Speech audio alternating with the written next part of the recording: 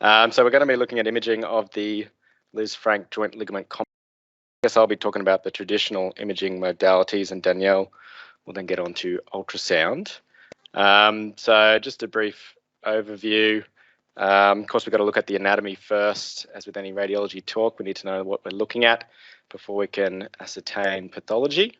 And then we'll do a brief overview of the mechanisms of injury and some of the classifications, and then look at the imaging modalities. As I said, the traditional imaging modalities, X-ray, CT, and MRI. And then we'll just look at some cases to go with it. So basically, when we're talking about the Lisfranc joint, we're essentially talking about the tarsometatarsal joints. So it's a complex polyarticular system. It's got both skeletal and non-skeletal elements, and it basically demarcates the junction of the midfoot and forefoot. And as we've all probably learnt in anatomy classes, named after Napoleon's field army surgeon who described an amputation through that joint. So starting very simply, the skeletal elements, you've basically got the tarsal bones, which are the cuneiforms, and the cuboid, which articulate with the 5 metatarsals, and also the intertarsal and other articulations between the metatarsals.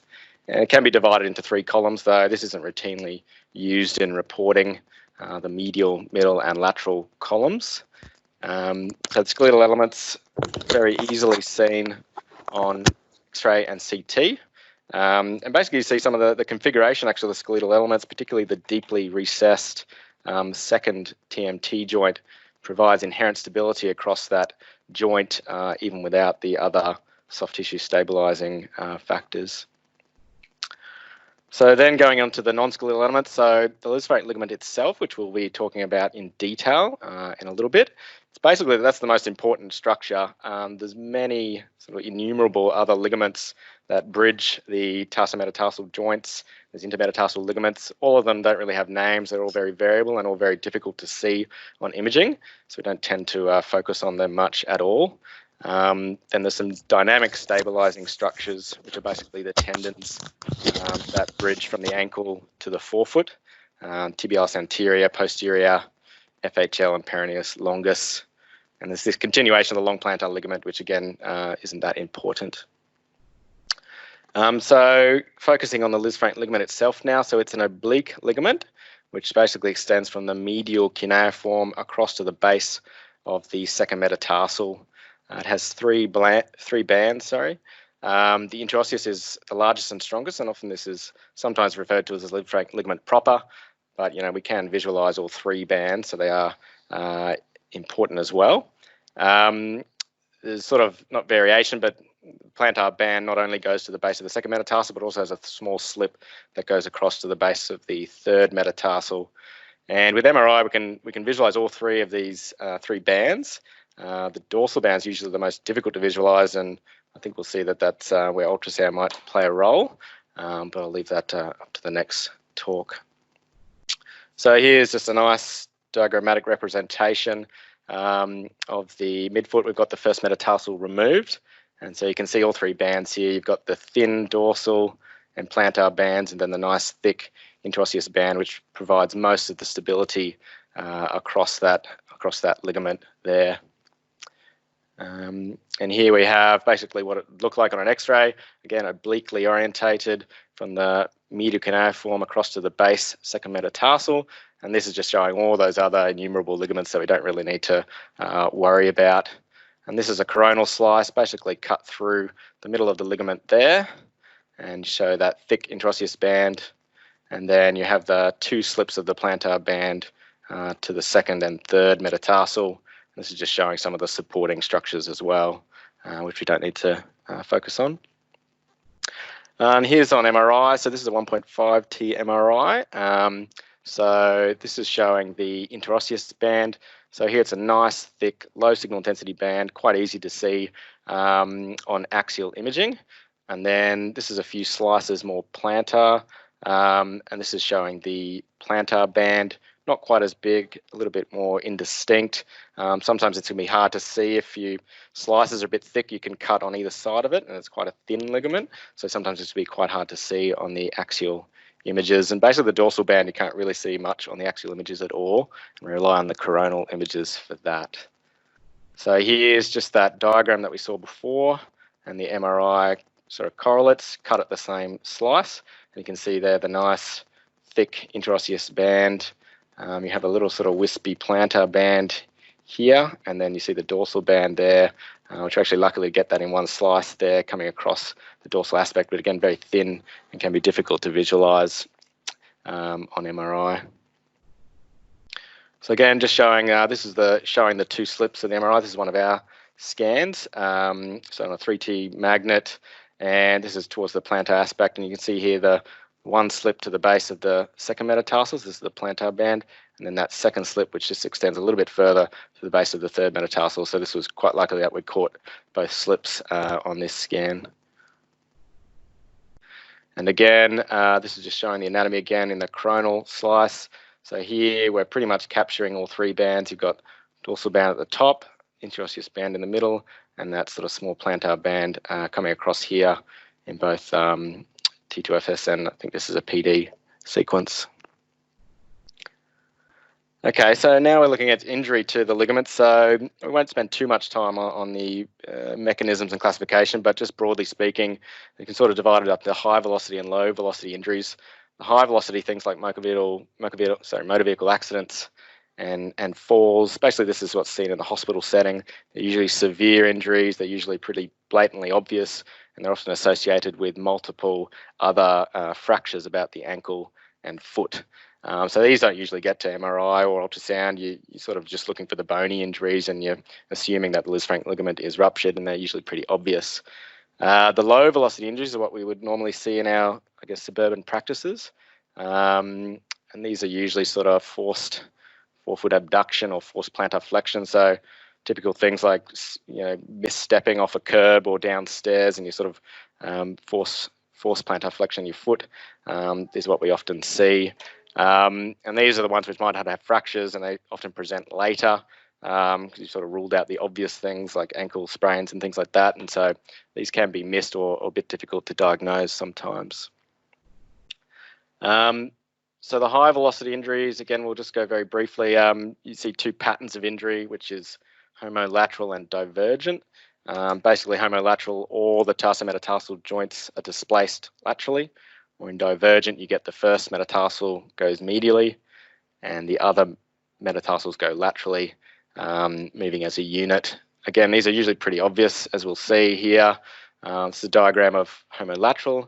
You can see here, obvious, this first metatarsal is supposed to be over here, second metatarsal is supposed to be here, obvious fracture dislocation.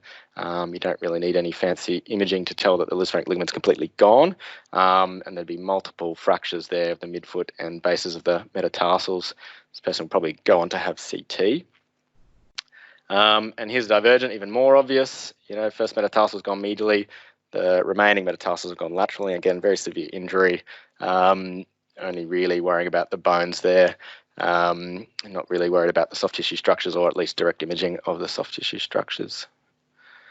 So for low velocity injuries, you don't need to get too hung up on classifications. I've never mentioned the Nunley-Vertolo classification in any reports, but the general gist is the ligament tends to tear from dorsal to plantar. So you lose the dorsal band first, then the interosseous, then the plantar band. And basically these stages are progressive tearing. So you lose the dorsal band in stage 1, interosseous stage 2, and then all three bands in stage 3. And then you're getting progressive changes on radiograph. This is a bit old because it's using radiographs and bone scan. Doesn't really include MRI, where we can actually directly visualize the ligament. So now we'll look at sort of the traditional imaging modalities. So the workup was generally X-ray, CT, and MRI. All three of them sort of have an individual role. X-ray is the best for alignment. It's also currently the only weight-bearing study you can do. I mean, you can get weight-bearing CTs, but they're not really widely available. So it's really the only traditional imaging that will stress the ligament on weight-bearing. CT is the best for assessing the bones and any fractures. Often the fractures can be small. There's often lots of little small avulsion fractures across the tarsometatarsal joints. So CT is definitely the best for that. And then, as we've seen, MRI is the best for actually looking at the Lisfranc ligament itself, and also diagnosing any other soft tissue injuries that we can't see on the other modalities. MRI doesn't really have a role in high velocity injuries though. So for X-rays, they basically should always be weight bearing. This often isn't requested. Weight bearing views often aren't requested by referrers. Really, if there's anything that mentions Lisfranc ligament or midfoot sprain or something like that, we should probably take it upon ourselves to be doing weight bearing injuries. Basically, if you don't, it's a 50-50 shot, even for sort of high grade sprains. If you don't weight bear and stress that ligament, you won't get the malalignment. So really, they should always be done as weight bearing. And obviously, you can see those severe fracture dislocations, and it's good for follow-up as well. So standard views basically, but yeah, like I said, it's best to do weight bearing, and we're looking for the fractures. Often they can be hard to see. Basically, any suspicion of a fracture really on X-ray should go to CT. Often, you'll see something that just looks a bit blurred or a little cortical irregularity on X-ray, and then they've got multiple fractures on CT. So I often state, particularly if there's high clinical suspicion, even if I can't see a fracture, that they can be occult on X-ray. And then we're looking at the alignment, and the big thing is looking at the alignment of the base second metatarsal with the intermediate cuneiform. They should be perfectly aligned. And what happens when the Lisfranc ligament goes, the metatarsals tend to sublux laterally. So, and then on the lateral view, they tend to sublux dorsally. So we're looking for malalignment on both the dorsoplantar and lateral views, and we'll see some examples of that soon. So oblique and lateral views, I've sort of already gone over that. Often comparison views can be good because the malalignment can be very subtle. So it's often good to have a contralateral view of the normal foot to see for any subtle changes. So here is, so this is an example of a normal foot on the left and an abnormal foot on the right. Now it's pretty obvious because there's a big arrow there, but you can see that the actual malalignment there is very, very subtle. So, it doesn't have to be a lot. And often, if you didn't really have the clinical history here of a possible Lisfranc ligament injury, you probably call that normal. So we're really looking for very subtle findings on the X-ray.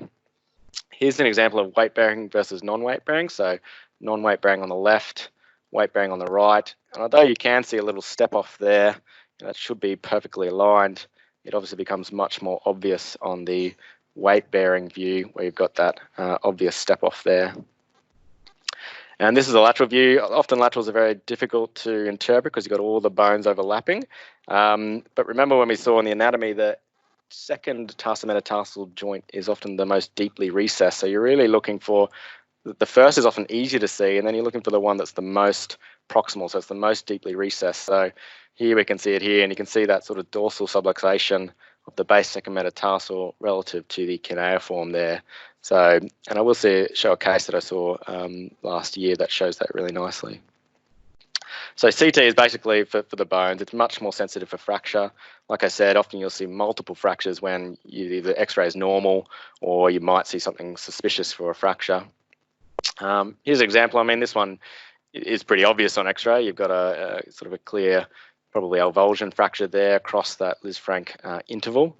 But we do a CT, you can obviously see that fracture, but then you've got other fractures here, the intermediate cuneiform and medial cuneiform, and often you'll see multiple small little avulsions across all the tarsometatarsal joints, which you can't see on any other imaging modality.